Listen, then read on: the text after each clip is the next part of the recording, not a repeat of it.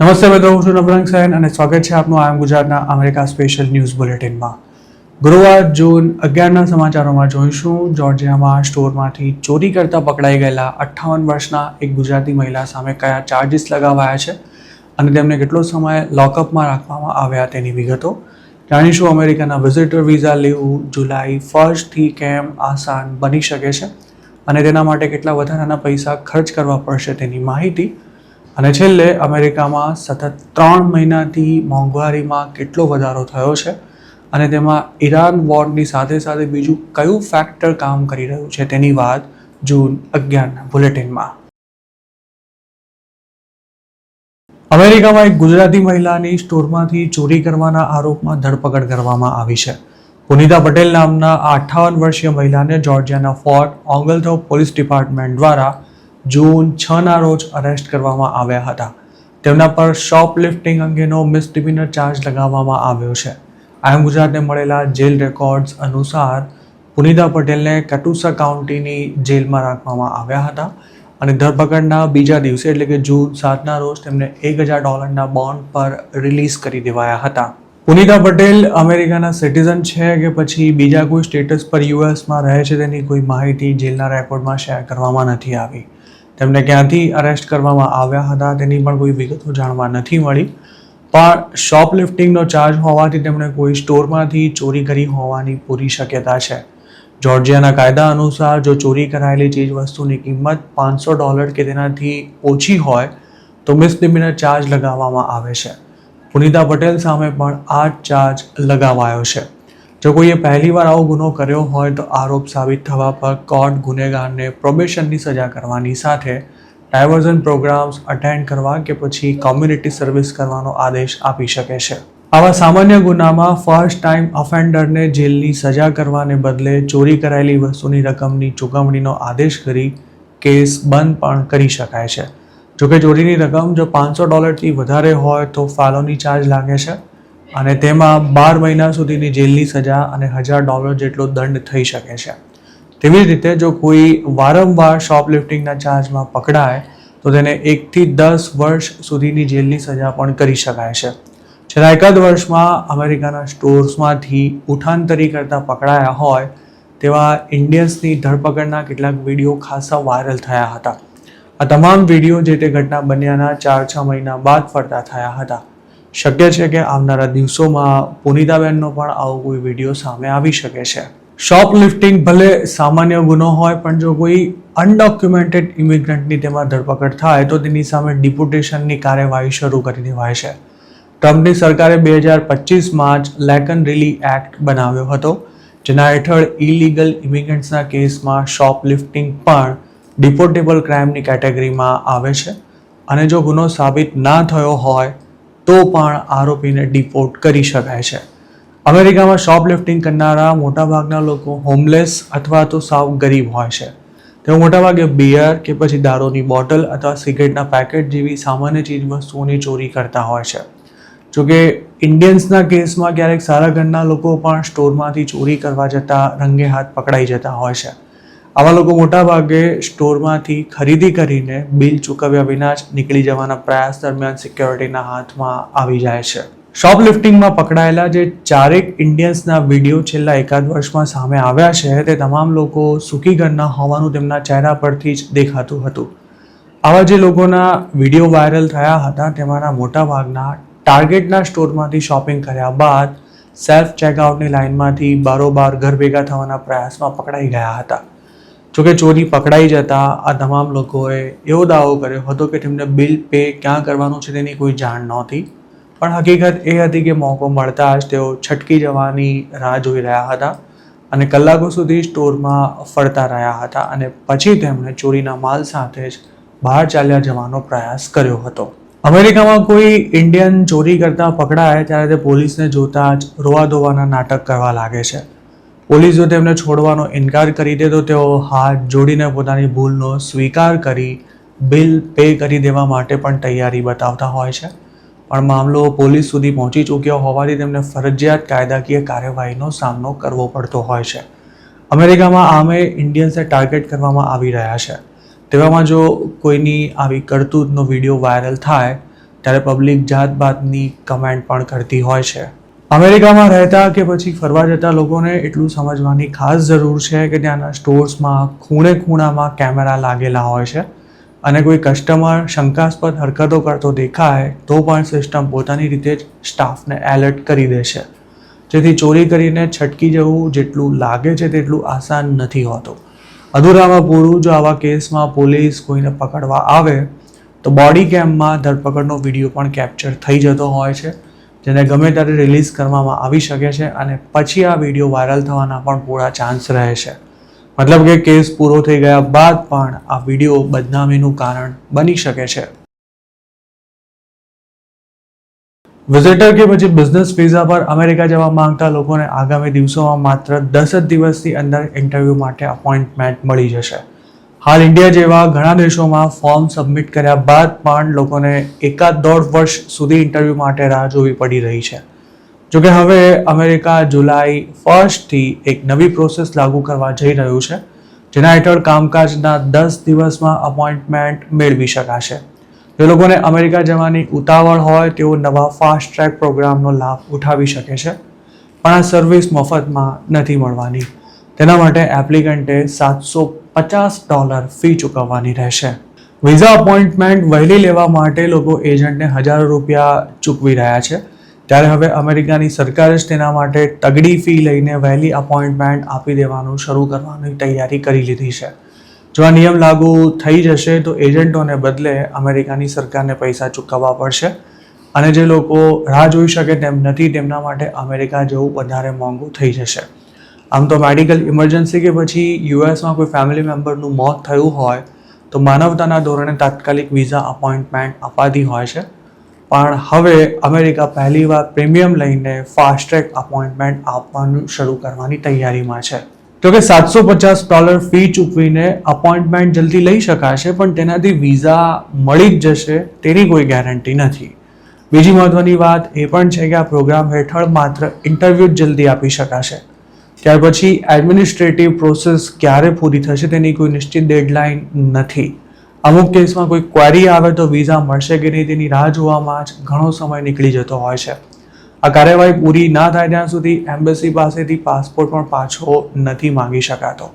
કેટલાય ગુજરાતીઓના પાસપોર્ટ પણ આ જ કારણોસર લાંબા સમયથી કોન્સ્યુલેટમાં અટવાયેલા પડ્યા છે અને તેમાં જો પાસપોર્ટ પાછો મંગાવી લેવાય તો વિઝા મળવાની શક્યતા પણ 0 થઈ જાય છે. નવા પ્રોગ્રામ હેઠળ જે લોકો ઇન્ટરવ્યૂની ડેટ વહેલી લેવા માટે $750 ફી ચૂકવશે તેમને $185ની વિઝા પ્રોસેસિંગ ફી પણ ભરવાની જ છે.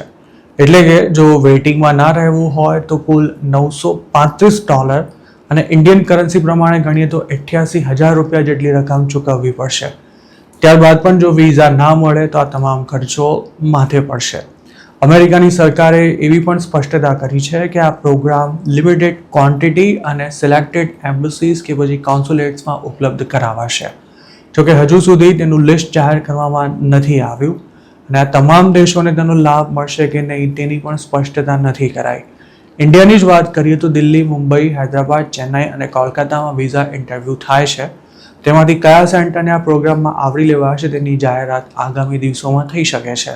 જુલાઈ 1થી આ પ્રોગ્રામ શરૂ થવા જઈ રહ્યો છે, જેમાં B1 અને B2 એટલે કે બિઝનેસ અને વિઝિટર વિઝા માટે અપ્લાય કરનારા લોકો $750નું પ્રીમિયમ પે કરી સિલેક્ટેડ એમ્બસી અથવા કોન્સ્યુલેટ્સમાં 10 દિવસની અંદર ઇન્ટરવ્યૂ ડેટ મેળવી શકે છે. આ પ્રોગ્રામ ટેમ્પરરી છે અને તે ડિસેમ્બર 31 સુધી અમલમાં રહેવાનો છે. આ અંગે ફેડરલ રજિસ્ટરમાં ચાલુ અઠવાડિયામાં જે નોટિસ ઇસ્યુ કરવામાં આવી છે તેમાં એવું જણાવાયું છે કે 2026ના ફૂટબોલ વર્લ્ડ કપને કારણે વિઝાની ડિમાન્ડમાં આવેલા ઉછાળાને જોતા 2028માં થનારા લોસ એન્જલિસ ઓલિમ્પિક્સ પહેલા આ સિસ્ટમને ચકાસવાનો આ સૌથી બહેતર સમય છે. ટ્રમ્પની સરકારમાં વિઝા ઇસ્યુ કરવાની પ્રોસેસને ખૂબ જ આકરી બનાવી દેવાતા આડેધડ લોકોની એપ્લિકેશન રિજેક્ટ થઈ રહી છે. ઇન્ડિયાની જ વાત કરીએ તો અમેરિકાની સરકારે ઇન્ડિયન્સ પર કોઈ નવા નિયંત્રણો નથી મૂક્યા, પણ વિઝા અપ્રુવલ રેટ ખૂબ જ ઘટી ગયો છે. ઇમિગ્રેશન એક્સપર્ટ્સો માનીએ તો મોટાભાગના લોકોના B1, B2 વિઝા રિજેક્ટ થઈ રહ્યા છે અને સ્ટુડન્ટ્સ માટે પણ અમેરિકા જવું ઘણું જ મુશ્કેલ બની ગયું છે. જે લોકો હાલના દિવસોમાં વિઝા ઇન્ટરવ્યૂ આપી રહ્યા છે તેમનું પણ એવું જ કહેવું છે કે ઇન્ટરવ્યૂની લાઇનમાં ઊભેલા લોકોમાંથી ભાગ્યે જ કોઈના વિઝા અપ્રૂવ થાય છે. વિઝિટર વિઝા પર અમેરિકા જઈને ત્યાં જ રહી જતા ઇન્ડિયન્સની સંખ્યા ખાસી મોટી છે. આમ તો ટ્રમ્પ સરકારે હાઈ વિઝા ઓવરસ્ટે ધરાવતા દેશો પર $15,000 બોન્ડ પણ મૂક્યો છે, પણ ઇન્ડિયા તેમાંથી બાકાત છે. જોકે ઇન્ડિયાનો રિજેક્શન રેટ ચોક્કસ વધી ગયો છે. ઈરાન વોરને કારણે અમેરિકનોના ખિસ્સા દિવસે ને દિવસે ખાલી થઈ રહ્યા છે. દેશમાં એનર્જીથી લઈને ખાવા પીવાની વસ્તુઓના ભાવ સતત વધી રહ્યા છે અને તેમાં મે મહિનામાં ફુગાવાનો દર છેલ્લા 3 વર્ષમાં સૌથી ઝડપથી વધ્યો છે અને તેનું કારણ છે ઈરાન વોર તેમજ AI. ક્રૂડના ભાવ વધવાથી અમેરિકામાં ગેસ અને ડીઝલ પણ ખૂબ જ મોંઘા થઈ ગયા છે અને તેને લીધે બીજી પણ વસ્તુઓના ભાવ વધી રહ્યા છે. મે 2026માં ફુગાવાનો દર વાર્ષિક 4.2% પર પહોંચી ગયો હતો. ફેબ્રુઆરીમાં ઈરાન વોર શરૂ થયું તે પહેલાં ફુગાવો 2.4%ના સ્તર પર હતો. બ્યુરો ઓફ લેબર સ્ટેટિસ્ટિક્સ દ્વારા બુધવારે જાહેર કરાયેલા આંકડા અનુસાર એપ્રિલ 2023થી અત્યાર સુધી મોંઘવારી આટલી ઝડપથી નથી વધી. ચિંતાજનક વાત એ છે કે મોંઘવારી રોકેટ ગતિએ વધી રહી છે, જ્યારે લોકોના પગાર તેની સરખામણીએ ના બરાબર વધી રહ્યા હોવાને કારણે ઓછી આવક ધરાવતા લોકો માટે ઘર ચલાવવું મુશ્કેલ થઈ રહ્યું છે. છેલ્લા 1 વર્ષમાં અમેરિકામાં એનર્જી પ્રાઇસીસમાં 23.5%નો જંગી વધારો થયો છે. ગેસની એવરેજ કોસ્ટ પણ $4.15 પ્રતિ ગેલન પર પહોંચી ચૂકી છે, જે વોર શરૂ થયું તે પહેલાં $2.98ની આસપાસ હતી. છેલ્લા 3 મહિનામાં મોંઘવારીમાં થયેલા અતિ ઝડપી વધારાને કારણે એકાદ વર્ષમાં લોકોનો પગાર જેટલો વધ્યો હતો તે ધોવાઈ ચૂક્યો છે. ઇન્ફ્લેશન સાથે જો પગાર વધારાને એડજસ્ટ કરવામાં આવે તો કલાકનો પગાર ખરેખર તો 1 વર્ષમાં 0.7% જેટલું ઘટીને ટ્રમ્પે 2025માં શપથ લીધી તે લેવલ પર આવી ચૂક્યો છે. લોકોને જે ટેક્સ રિફંડ મળ્યું હતું તે પણ હવે વપરાઈ ચૂક્યું હોવાથી માર્કેટમાં ડિમાન્ડ પર તેની અસર વર્તાવાની શરૂ થઈ ગઈ છે. ઇકોનોમિસ્ટ આ સ્થિતિને ખૂબ જ નેગેટિવ ગણાવી રહ્યા છે. અમેરિકાના મોટા રિટેલર્સનો બિઝનેસ પણ હવે વધતી ગેસ પ્રાઇસથી પ્રભાવિત થઈ રહ્યો છે. ડોલર જનરલે હાલમાં જ પોતાના ઇન્વેસ્ટર્સને જણાવ્યું હતું કે તેના કસ્ટમર્સ ફૂડ પરચેસ કરવાનું ઓછું કરી રહ્યા છે અને ગેસ મોંઘો થઈ રહ્યો હોવાથી લોકો સ્ટોર સુધી આવવાને બદલે ઘરની નજીકથી જ ખરીદી કરવાનું પ્રેફર કરી રહ્યા છે. વર્ષની $1 લાખ જેટલી આવક ધરાવતા લોકો પણ ડોલર જનરલમાં સસ્તો સામાન ખરીદવા માટે આવે છે. આ પહેલાં વોલમાર્ટ અને ટાર્ગેટે પણ પોતાના બિઝનેસમાં કોઈ ખાસ વધારો નહીં થાય તેવી શક્યતા વ્યક્ત કરતા તેમના શેર્સમાં મોટું ધોવાણ જોવા મળ્યું હતું. છેલ્લા 1 વર્ષમાં અમેરિકામાં ઓવરઓલ ચીજ વસ્તુઓ 4.2% જેટલી મોંઘી થઈ ગઈ છે, જેમાં સૌથી વધુ ગેસ મોંઘો થયો છે અને તેના ભાવમાં 40.5%નો વધારો નોંધાયો છે. ગેસની સાથે AIને લીધે ઇલેક્ટ્રિસિટી પણ 5.9% જેટલી મોંઘી થઈ છે અને ફ્રૂટ્સ તેમજ શાકભાજીના ભાવ 6.1% વધ્યા છે. બહાર જમવાનું અને હોટેલ કે મોટેલમાં રહેવાનું પણ મોંઘું થઈ ગયું છે અને મેડિકલ સર્વિસ માટે પણ વધારે પૈસા ચૂકવવા પડી રહ્યા છે. બ્યુરો ઓફ લેબર સ્ટેટિસ્ટિક્સનું કહેવું છે કે મકાનોના ભાડા 1 વર્ષમાં 2.9% જેટલા વધ્યા છે, જ્યારે હવાઈ મુસાફરી 26% મોંઘી થઈ ગઈ છે અને ગાડીના મેન્ટેનન્સ તેમજ રિપેર કોસ્ટમાં 6.1%નો વધારો થયો છે. હોટેલના રેટ્સમાં વર્લ્ડ કપ ઇફેક્ટને કારણે ગયા મહિને 0.5%નો વધારો થયો હતો, પણ ડિમાન્ડમાં કોઈ ખાસ ફરક ન પડ્યો હોવાથી હોટેલ ચલાવનારા ટેન્શનમાં છે. સરકારી આંકડા અનુસાર મે મહિનામાં ગ્રોસરીની કિંમત 0.1% વધી હતી, પણ અમેરિકામાં રહેતા ઇન્ડિયન્સનું એવું કહેવું છે કે ઇન્ડિયન ગ્રોસરી સતત મોંઘી થઈ રહી છે. ઈરાન વોર લાંબુ નહીં ચાલે અને ગેસની કિંમતો જલ્દી ઘટશે તેવું માનીને ઘણા પ્રોડ્યુસર્સ, ડિસ્ટ્રીબ્યુટર્સ અને રિટેલર્સ ભાવ વધારાનો તમામ બોજ અત્યાર સુધી કસ્ટમર્સના માથે નહોતા નાખી રહ્યા, પણ હવે તેમના માટે ઓછા માર્જિન સાથે બિઝનેસ ચલાવવું મુશ્કેલ થઈ રહ્યું છે. અધૂરામાં પૂરું દુકાળ જેવી સ્થિતિને કારણે અમેરિકામાં ખેત ઉત્પાદન પ્રભાવિત થઈ રહ્યું છે. ફર્ટિલાઇઝરના ભાવ વધી ગયા હોવાથી આગામી સિઝનમાં વાવણી ઘટી શકે છે, જેથી ખાવા પીવાની ચીજવસ્તુઓ હજુ પણ મોંઘી થાય તેવી શક્યતા છે. ઈરાન વોરની સાથે સાથે આર્ટિફિશિયલ ઇન્ટેલિજન્સ એટલે કે AIને કારણે પણ અમેરિકામાં મોંઘવારી વધી રહી છે. દેશમાં જે વિશાળ ડેટા સેન્ટર્સ બનાવાઈ રહ્યા છે તેના કારણે ઇલેક્ટ્રિસિટીની ડિમાન્ડમાં જંગી વધારો થયો છે અને છેલ્લા 1 વર્ષમાં તેની કિંમત 6% જેટલી વધી છે. ડેટા સેન્ટર્સમાં મેમરી ચિપ્સનો પણ મોટા પાયે ઉપયોગ થાય છે. આ ચિપ્સ બનાવવા માટે વપરાતું મટીરિયલ તમામ પ્રકારની કન્ઝ્યુમર ઇલેક્ટ્રોનિક્સ આઇટમ્સ બનાવવા માટે પણ વપરાતું હોવાથી હવે કમ્પ્યુટર ઇક્વિપમેન્ટ્સ પણ મોંઘા થઈ રહ્યા છે. ઈરાન વોર જો ખતમ થાય તો મોંઘવારી પણ ઘટી શકે છે, પણ હોર્મુઝની ખાડીમાં ઈરાને અમેરિકાનું હેલિકોપ્ટર તોડી પાડ્યા બાદ બંને દેશો સીઝ ફાયરને પડતું મૂકી ફરી આમને સામને આવી ગયા છે. તેમની વચ્ચે ગમે ત્યારે ફરીથી ફૂલ ફ્લેજ્ડ વોર શરૂ થાય તેવી પણ શક્યતા હોવાથી ક્રૂડના ભાવ પણ હવે ઉપર નીચે થવા લાગ્યા છે. ઈરાન વોરને લીધે 2026ના આખા વર્ષમાં ગેસના ભાવ અને મોંઘવારી બંને ઊંચા રહેશે તેવી શક્યતા હતી. તેવામાં યુદ્ધ પણ દિવસે ને દિવસે લંબાઈ રહ્યું હોવાથી ઇન્ફ્લેશન ક્યારથી ઘટશે તેનું આકલન કરવું મુશ્કેલ થઈ રહ્યું છે. આવતા અઠવાડિયે ફેડની મીટિંગ પણ મળવાની છે, જેમાં વ્યાજના દરમાં કોઈ ઘટાડો કરવો કે નહીં તેનો નિર્ણય લેવાશે. ટર્મ રેટ્સને નીચે લાવવા સતત પ્રેશર કરી રહ્યા છે, પણ મોંઘવારી વધી રહી છે અને 2 મહિનાનો જોબ રિપોર્ટ પણ ધાર્યા કરતાં સારો આવતા ફેડ આ વખતે વ્યાજના દર જાળવી રાખે તેવી શક્યતા છે. જોકે બોન્ડ yieldવધી રહી હોવાથી ફેડ રેટમાં વધારો નહીં કરે તો પણ અમેરિકામાં હોમ અને ઓટો લોન મોંઘી રહી શકે છે.